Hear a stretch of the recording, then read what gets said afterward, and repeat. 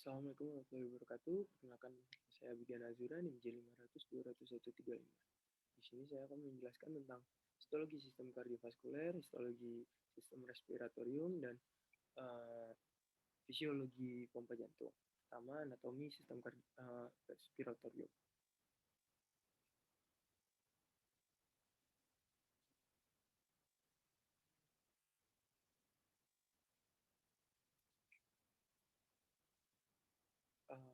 Thoracic cage, susunan tulang yang terdiri dari costae, arcum costae, sternum, dan vertebra costae, terdiri dinding toraks. Pertama, dinding toraks itu thoracic cage dan scoli. Nah, dari thoracic cage itu susunannya terdiri dari costae, arcus costae, sternum, vertebra thoracic. Yang kedua ada musculi, yang tersusun dari diafragma, musculus respiratorius. Lalu di musculus respiratorius terdapat sternocleidomastoid, scalens, external intercostalis, pectoralis minor, internal intercostalis, lalu ada diafragma, lalu ada internal intercostalis, lalu ada diafragma lagi, rectus abdominis, external abdominis oblique. Thoracic cavity terdapat pleural cavity dan mediastinum. Pleural cavity tersusun dari parietal pleura dan visceral pleura. Cavitas thoracis tersusun dari craniolis cavity, dorsal body cavity, vertebral cavity, thoracic cavity superior, mediastinum, pleural cavity, pericardial cavity, diaphragma, abdominal cavity, abdominal pelvis cavity, ventral body cavity, ventral cavity, vertebral cavity, dan cranial cavity. Lalu terdapat nasal cavity, pharynx, epiglottis, laring, esophagus, trachea, bronchi, bronchiolus, pulmonary artery, dan pulmonary vein.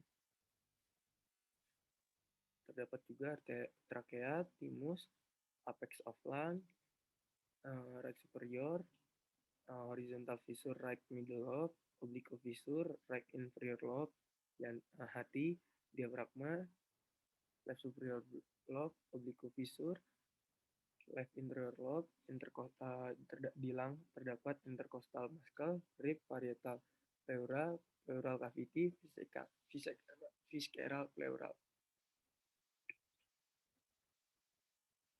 Nah, di sini terdapat vertebra posterior, esophagus, root of lung, ethylum, left main bronchus, left pulmonary artery, left pulmonary vein, left lung, thoracic wall, pulmonary trunk, heart, anterior mediastinum, sternum, pericardial membranes, pleural cavity, visceral pleura, parietal pleura, right lung. Komponen sistem respiratorium terdapat nasal cavity, laring, trachea. Lalu komponen sistem respiratorium, lung, pulmo, terdiri dari dextra 3 lobulus, sinistra 2 lobulus, bronchi, bronchiolus, respiratorio lubes, terdapat respiratory bronchioles, alveoli ducts, atria, alveoli sac, alveoli, terus terdapat pulmonary vasculari system, respiratory muscle, nasal cavity, nostril, oral cavity, laring, pharynx, trachea, right primary bronchus, right lung, side of carina, left primary bronchus, left lung, diafragma.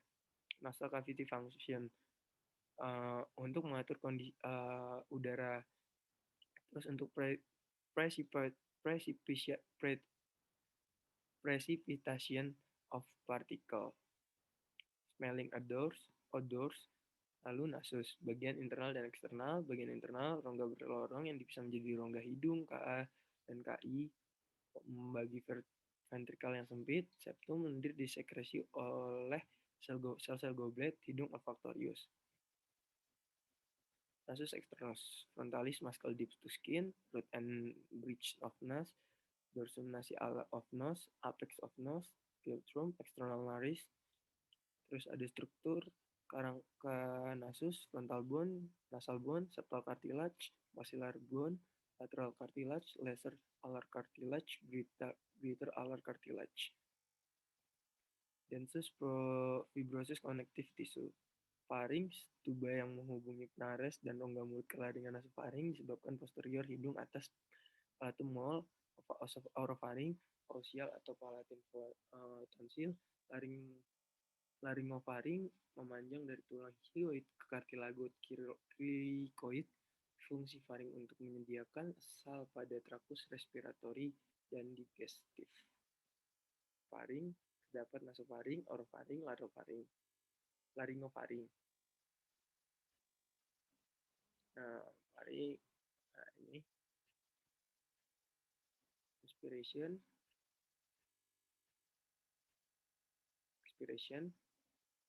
Selanjutnya kita lanjutkan ke histologi.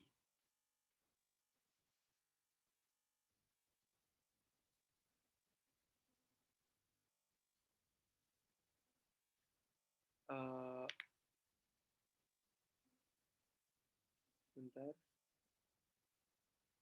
Sistem kardiovaskuler merupakan sistem yang terdiri dari jantung dan pembuluh darah yang berfungsi utama mengantarkan darah beroksigen menuju sel darah jaringan, kemudian mengembalikan darah berkarbon dioksida menuju paru untuk bertukaran gas. Jantung, aorta, arteri, ventriol, kapiler, venul, vena, vena cava.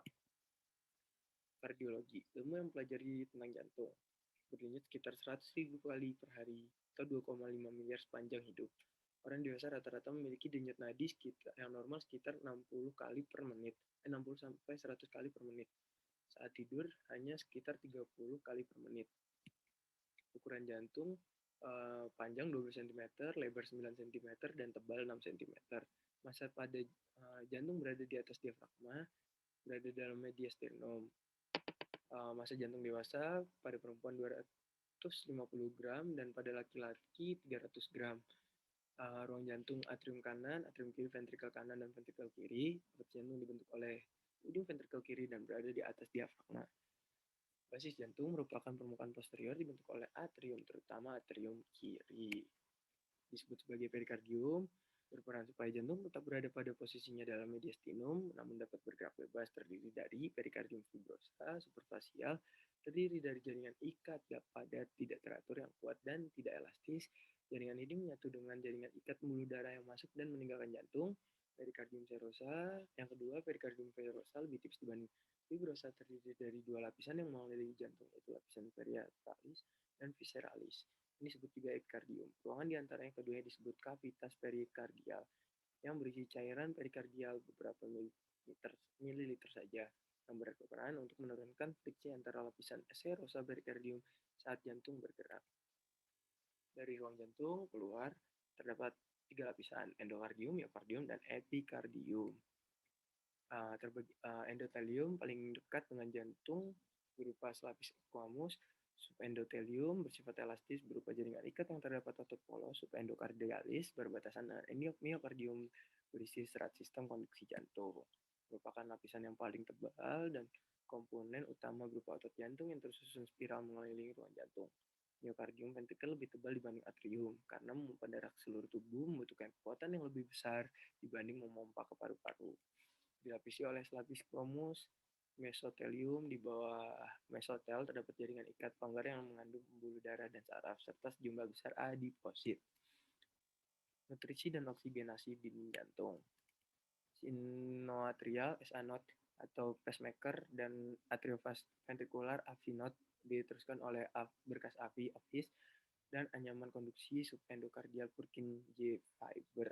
Jantung diinervasi oleh saraf simpatis dan parasimpatis, ganglion, dan serat saraf berada di dekat daerah SA dan AV node.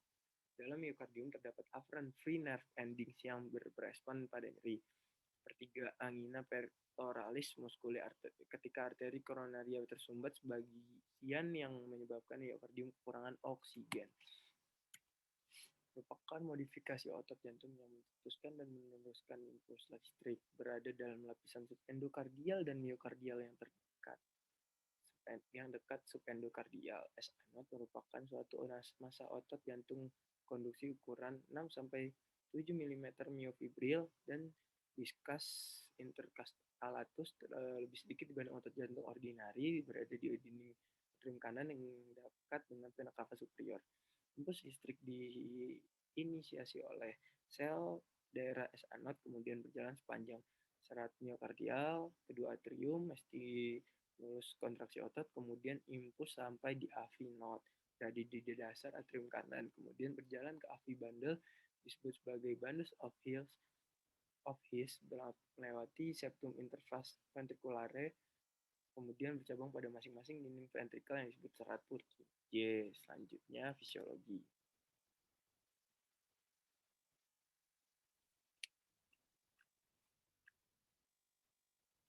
Jantung sebagai pompa kelistrikan dan siklusnya.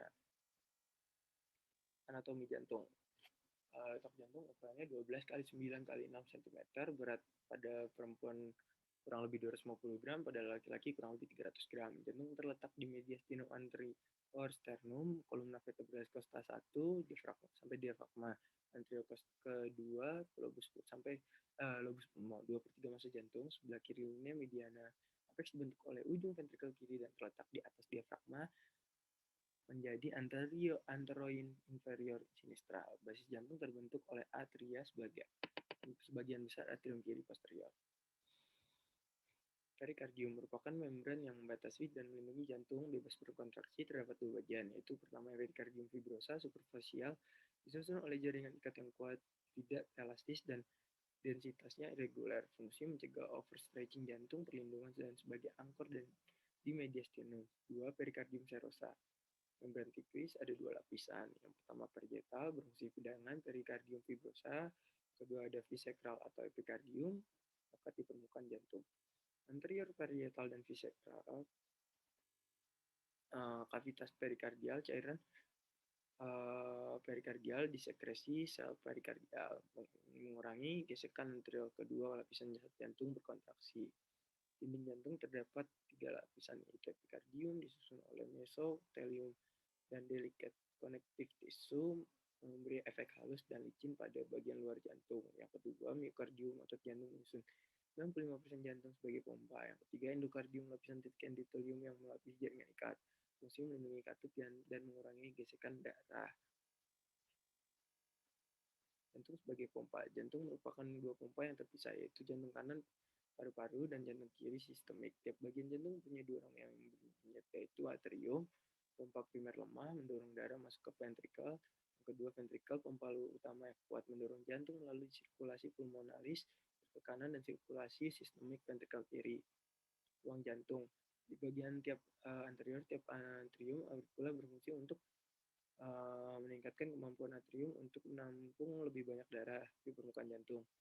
Terdapat arteria koronaria dan lemak. Tiap sulcus menandai batas tiap ruang jantung. Sulcus coronarius melingkari jantung dan menandai batas atas atria dan bawah ventrikel. Sulcus interventricularis anterior di bagian depan jantung dan menandai batas ke antara ventrikel kanan kiri. Berlanjut ke belakang jantung, sulcus interventricularis posterior menandai bagian belakang. Seperti ini. Mungkin hanya sekian yang dapat saya sampaikan. Kurang lebihnya mohon dimaafkan. Billahi taufiq wal hidayah. Wassalamualaikum warahmatullahi wabarakatuh.